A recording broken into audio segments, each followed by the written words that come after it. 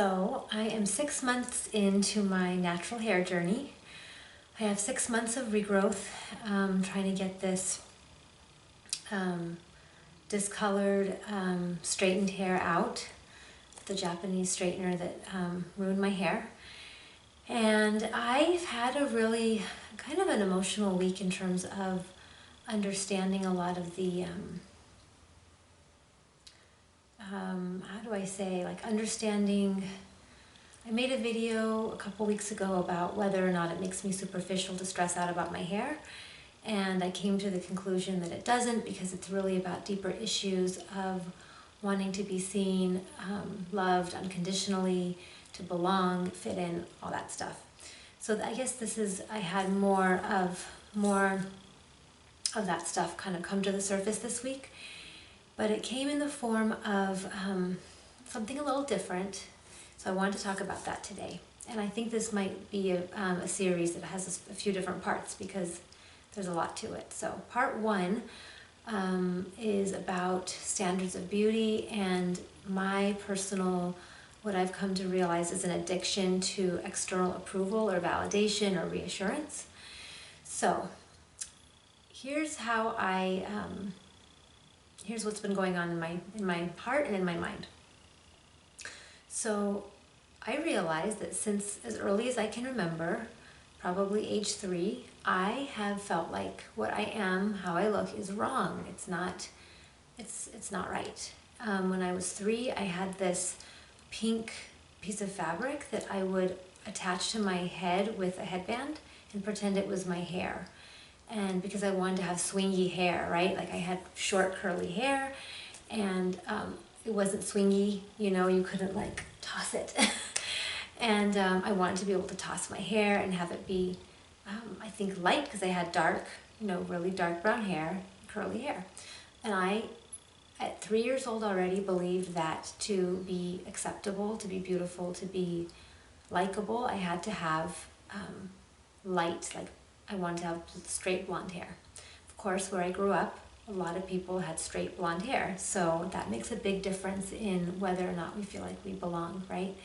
Kind of what the standards of beauty are, or what the kind of, just what the dominant culture is and what we're seeing. So I realized that I have been, probably from the age of 3, or even younger, if I already had that habit at the age of 3 of wanting to wear this fabric on my head.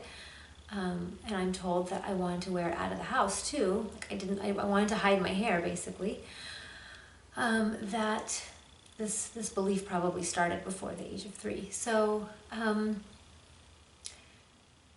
this week I realized that because I believe that the way I look naturally is wrong, it doesn't fit the standard of beauty in our culture, which does not, and I'm going with my natural color, which is now silver or gray or white, or whatever. It's kind of mixed in with dark, so salt and pepper. I've been liking to think of it as hair glitter, though. Instead of calling it gray hair, let's call it hair glitter, because that's kind of what it is, right? It's shimmery and it shines. So I've got that going, and then my natural texture, and it's just not what we see in beauty magazines or on television, or what we're told we're supposed to look like, right? I wanted to just add that this hasn't just been focused on my hair. This week I realized that it's kind of everything. It's like, oh, my hair isn't right, my eyebrows aren't right, they're either whatever. For many years they're too thick and dark, and then it was like, no, they're too thin and light, and it's just, there's always something, right? I'm always finding something about myself that is wrong, or that I believe doesn't fit the standard of beauty. And then what I realized I was doing was and I still do, just because I've realized it doesn't mean I've stopped doing it, but I became very aware that I've then become really addicted to asking people for reassurance or needing approval from other people to feel like I'm okay. So asking them, does my hair look as bad as I think? Does it look okay? Or what about my eyebrows? How are my eyebrows? Or it can be anything. Or my skin, clothes, makeup, accessories. Like, it doesn't matter. There's just this deep insecurity about whether or not I'm okay. And I've really gotten addicted to just asking or receiving, even if it's not a verbal thing, of just kind of, you can kind of tell by the way somebody looks at you too, whether or not they're either looking with admiration or looking with judgment, right? So so that has been the way that I've been defining myself, is by how other people are seeing me. And that, I came to the conclusion, is, wow, that's so exhausting, because it's ever changing depending on who I'm around, and I just may never be okay in that way, right? I may never see myself as okay. And so I had this one moment where I was feeling really stressed out about this, really anxious and down, and I came to this this realization that, you know what, this is me. This is how I was made. This is me naturally. And how can that be wrong? I mean, we do so many things to change what we are, how we look, not what we are, but how we look. And but to stray from what we're born with, can that even be wrong? I mean, this is just this is me.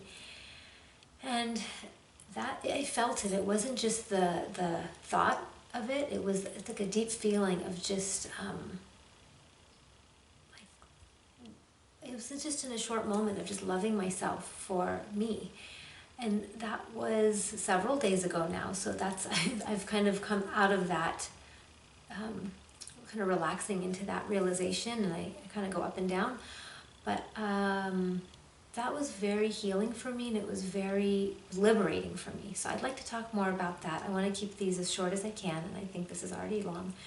So I'm going to make part 2, and I'll talk about more of this in the part 2 if you are interested. So thank you very much for spending time with me, and I hope to see you in the next video.